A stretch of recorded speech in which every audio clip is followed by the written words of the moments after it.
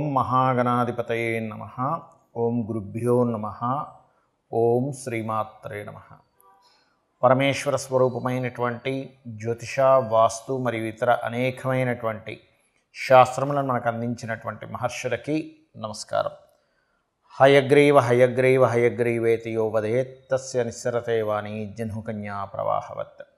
అరుణాం కరుణాతరంగితాక్షీం ధృతపాశాంకుశపుష్పబాణచాపాం అనిమాదిభిరావృతాం మయూకైః అహమిత్యేవ విభావయే భవానీం. శ్రీమాత్రే నమః. ఓం పితృదేవతాభ్యో నమః. మనం ఈరోజు చెప్పుకోబోయేటువంటి టాపిక్ ఏమిటి అంటే 12 లగ్నాల వారు ఏ విషయాల పట్ల జాగ్రత్త వహించాలి, ఏ ఉపాసన చేసుకోవాలి, ఏ విషయాల వల్ల వీళ్ళకి కలిసి వచ్చే ఆస్కారం అధికంగా ఉంది అనే విషయాలు మనం ఇప్పుడు తెలుసుకుందాం. ఒకవేళ లగ్నం తెలియలేదు మీకు, రాశి చూసుకోవచ్చు. అంటే మేషరాశి, మాది మేషరాశిలో అశ్విని, భరణి, కృత్తిక, ఒకటో పాదం కూడా ఇదే వర్తిస్తుంది అంటే ఇదే వర్తిస్తుంది. అయితే ఫస్ట్ ప్రిఫరెన్స్ లగ్నానికి ఇవ్వండి, సెకండ్ ప్రిఫరెన్స్ రాశికి ఇవ్వండి లగ్నం తెలియని పక్షంలో. బికాజ్ ఆఫ్ మనిషి యొక్క మనస్సు కాబట్టి సెకండ్ ప్రిఫరెన్స్ దానికి ఇవ్వచ్చు, అందులో ఎటువంటి దోషం లేదు. అయితే దీనికి సంబంధించినటువంటిది ఇది మీరు పలానా లగ్నంలో లేదా రాశిలో పుట్టినందుకు ఇవి చెప్తున్నా. బట్ మీ పర్సనల్ చార్ట్ బట్టి కొన్ని కండిషన్స్ ఉంటాయి, అది నేను మీకు వీడియో ఆఖరిలో చెప్తాను. వీడియో ఆఖరి వరకు చూసినట్లయితే మీకు పరిపూర్ణంగా తెలుస్తుంది. ఇప్పుడు ఒక్కొక్క లగ్నం గురించి మనం తెలుసుకుందాం.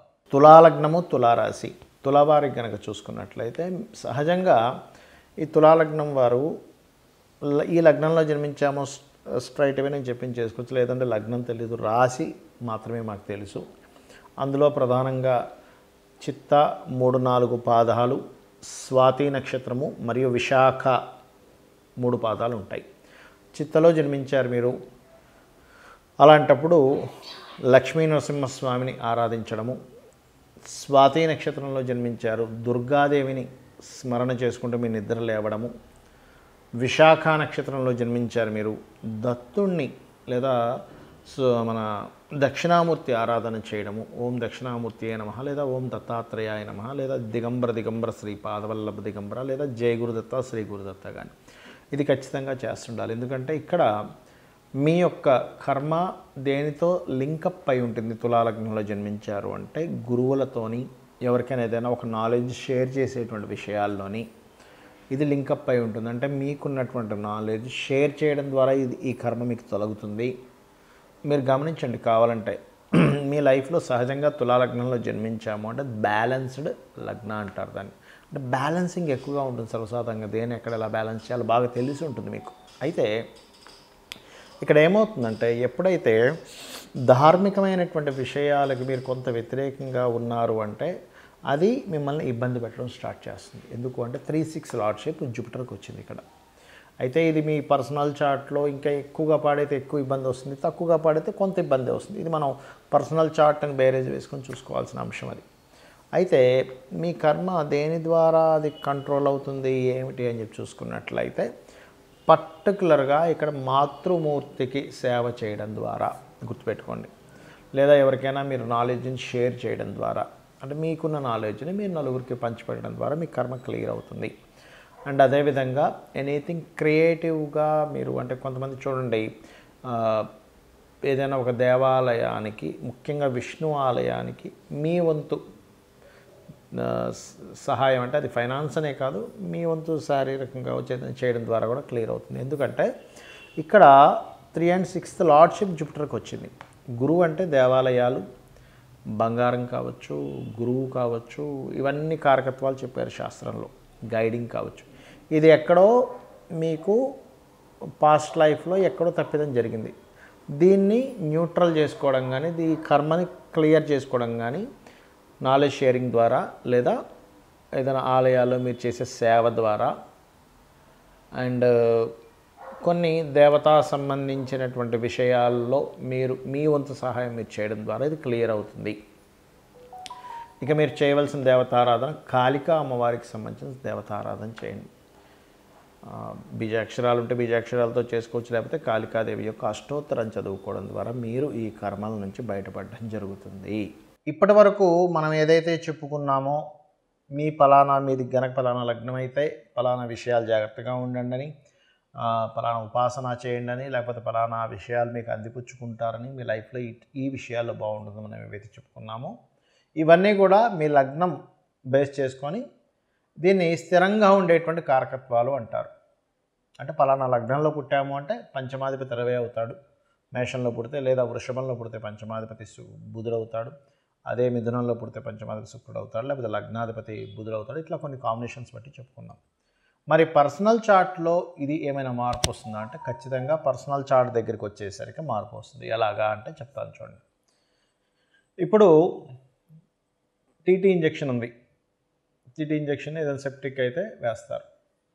ఇప్పుడు ఆ ఇంజెక్షన్ అందరికీ పడదు. కొంతమందికి టెస్ట్ చేస్తారు, మీరు కొంచెంసేపు కూర్చోండి. ఎందుకండి, అది అందరికీ వాడడానికే కదా అంటే కొంతమందికి స్పెసిఫిక్గా కొన్ని పడవు. కొన్ని ఫుడ్స్ కావచ్చు, కొన్ని మెడిసిన్స్ కావచ్చు, కొన్ని వాతావరణాలు కావచ్చు, కొంత నీరు కూడా. ఒక్కోసారి చూడండి, నేను వేరే దగ్గరికి వెళ్ళానండి, అక్కడ వాటర్ నాకు పడలేదండి అంటాం, అక్కడ గాలి నాకు పడలేదండి అంటాం, ఆ ఫుడ్ నాకు పడలేదండి అంటాం. ఎందుకంటామండి? మరి మిగతా 100 మంది బాగానే ఉన్నారుగా, నీకు ఒక్కడికి ఎందుకు ఇలా అయిందంటే బికాజ్ ఆఫ్ ఎవరి శరీరతత్వాన్ని బట్టి వారికి ఎలా అయితే కొన్ని విషయాలు బాగా పడతాయి, కొంతమందికి బాగా పడవు.